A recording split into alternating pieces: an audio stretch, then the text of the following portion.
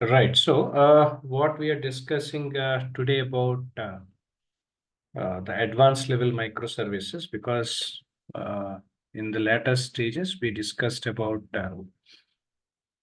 microservices architecture in reference to the components at the same time design patterns. Right. So, all that was discussed in the earlier session. Now, in context to the advanced level understanding over the microservices and all everything.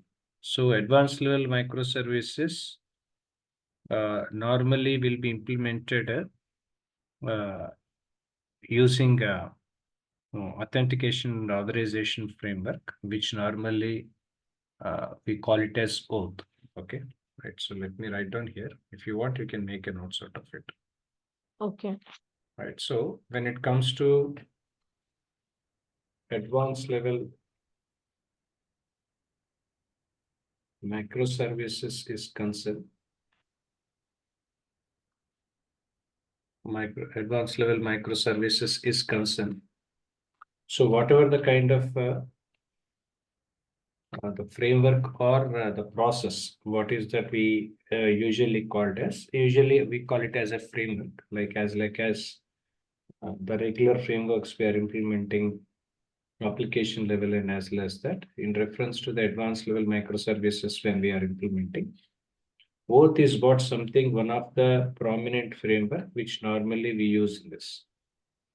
Now, when it comes to the oauth is nothing but authentication and authorization framework, which is called,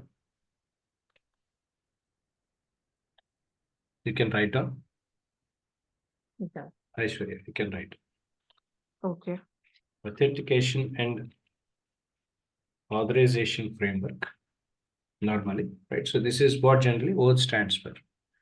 Majorly, whenever we are trying to implement oauth framework, especially in microservices and all, which majorly enable us to understand as a uh, third-party application whenever we are using it, because especially whenever we want to log into the third-party application and all that, how we have to implement this automatically. At the same time, we need to understand because login to third-party applications using different login credentials, either it can be of LinkedIn, right? So, or it can be any social networking websites, whatever the credentials we are using and all. Normally, here in this context, generally, oauth is a kind of framework which majorly delegates the user authentication process and all everything to the kind of login credentials, whatever that are we going to use in implementation perspective. Let's say, for example, we are using Facebook or Facebook or LinkedIn and all everything, right? So we are using it on all. So normally there must be a framework which normally we are creating, which is called oauth. Majorly, this is the one which majorly focusing on delegating the user authentication process and all everything for these third-party applications, so that whatever the automatic login process we wants to generate and all everything that will be authorized, especially by the third-party applications. All that. This is where generally for that whatever the integration are we going to do, right? So using different login credentials and all everything. Login credentials and all everything, so we can access the other sites also, right? So this is where generally oauth framework is the one which majorly delegates all the user authentication process and all everything in the context of microservices. So the major advantage under uh, oauth, right? So through this oauth and all, what is that we can do? Whatever the applications uh, we are trying to access, right? So either it can be uh, in applications, whatever we are using, either it can be social media applications like Twitter or Facebook or LinkedIn and all that. So whatever the applications we are accessing and all, usually these applications will have some limited access to us in order to enable this as an implementation level, wherein oauth is a kind of login process which majorly useful to us to understand and as well as implementing directly into the login application directly to the social networking website. So this is where generally we normally use this framework and all that. But when it comes to the microservices part, because as we all know, whatever the microservices we are creating, all the microservices are loosely coupled. So different components, we use multiple microservices and all. So whenever there are different smaller services are we going to develop and all, there must be some common ID, which is something required, right? So we need to have a common ID number, especially for user identity purpose and all everything is what something we will be using. In that regard, whatever the common ID number are we going to generate, common identity number are we going to generate, the ID number and all everything.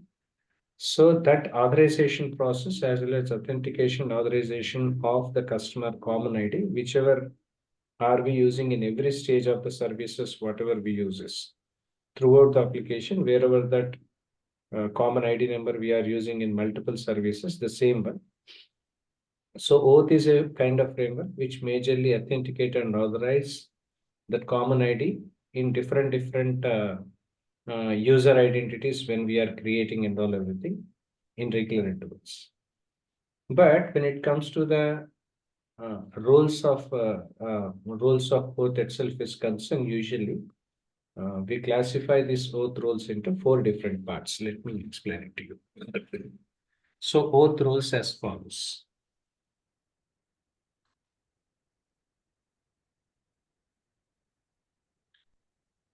Oauth roles as follows, right? So that's oauth rules as follows. There are 4 different rules, especially in reference to the oauth. Usually oauth 2.0 is what generally the version we are using. So oauth 2.0 rules are as follows. Yeah, rules are as follows. The first one will be called as resource owner. You can write down. Yeah, I'm writing down. Yeah, right. So one is about resource owner. Second was authorization server. Second was authorization server. The third one is called resource server.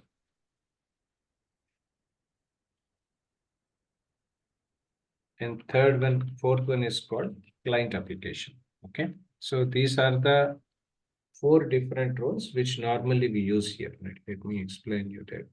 Yeah, right. So here you can see there are 4 different roles will be there, especially. So you can see, let me highlight here. Right. So whenever we are working on both in reference to the oauth 2.2 implementation and all, so there are 4 different roles we have. The first one is about resource owner. This is what generally one of the role which normally will be there. So apart from resource owner and all that, so we have another role of resource owner as well. At the same time, authorization servers and all that. At the same time, even there is a resource services, resource servers. At the same time, client applications, right? So all these things are different roles which normally we will be using in oauth, right? So majorly it was. But majorly when we want to understand about the first one, right? So when you're trying to understand about resource owner, you can write down resource owner. You can write down, it's better. Resource owner is the role. Resource owner is the role, which majorly which majorly delegates Which majorly delegates authority for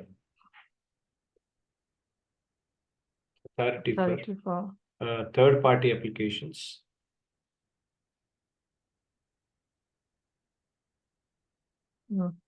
third party applications to use the resources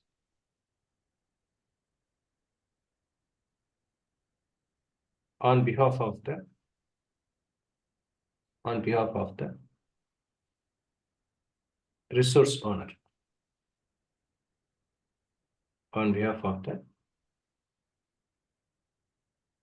resource owner. Comma continuation. But BUT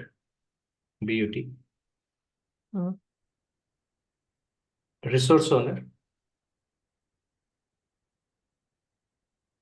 may not be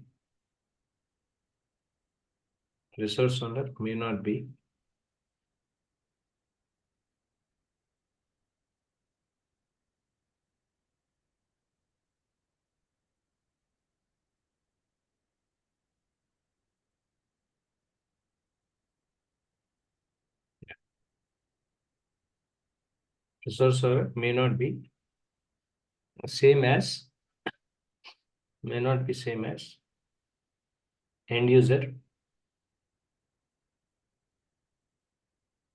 the one who uses the application.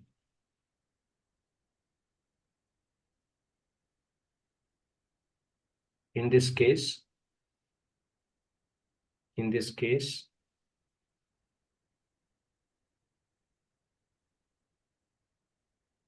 Yeah, in this case. in reference to the microservices implementation,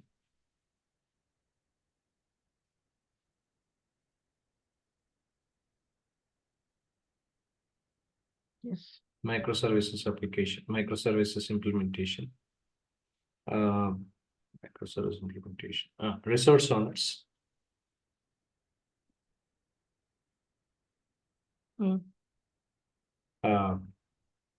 Resource owners protect the resources in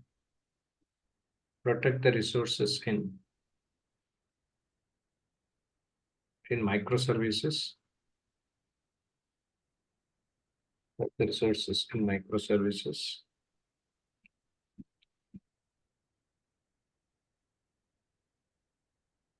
At the same time, protect the resources in the microservices. At the same time, end user protects the website. End user protects the website. So because there are two, one is about either it can be resource owner, at the same time user, right? So because sometimes resource owner as well as the user may not be the same, because there may be some third-party applications we may be using where we are delegating this authorization process and all on the behalf of the user. This authentication authorization process can be handled. So when we are trying to implement whenever we are trying to implement this OAuth 2.0 framework, majorly one of the prominent role which normally we use is called resource owner. This resource owners act as a delegating authority, on behalf of the user sometimes. May not, because sometimes it may be same, sometimes it may not be the same. So in these third-party applications, whatever the resources management and all everything is what something will be done majorly by the resource owner. Now, in reference to the implementation of resource owners and resource owner itself is concerned, generally, whenever we are implementing this authorization services and all, there are some processes which we have to be followed. Yeah, right on. Authorization process. Authorization process. Authorization process. Issue. ISSU. Issue. Yeah. Issue access tokens to the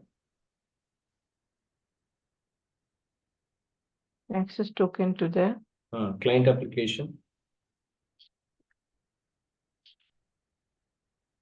Is it like authorization server issue? Authorization issue server I'm talking about. Authorization server issue. Okay. Issues tokens to the client application. Once authentication authorization from the source owner. an authorization from the resource owner completed successfully. Completed. Once authentication and authorization from resource owner.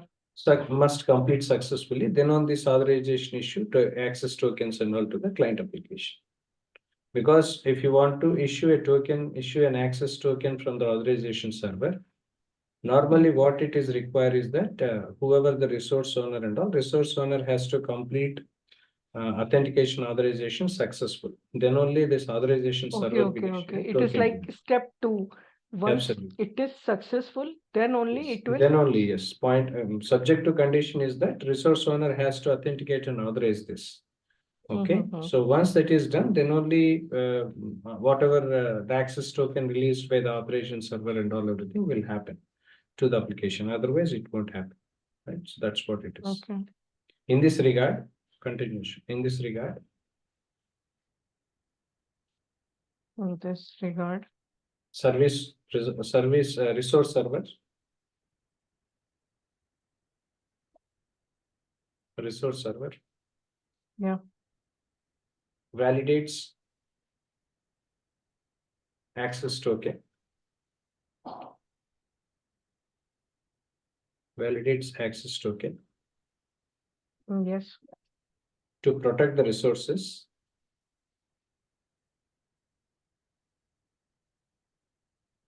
To protect the resources.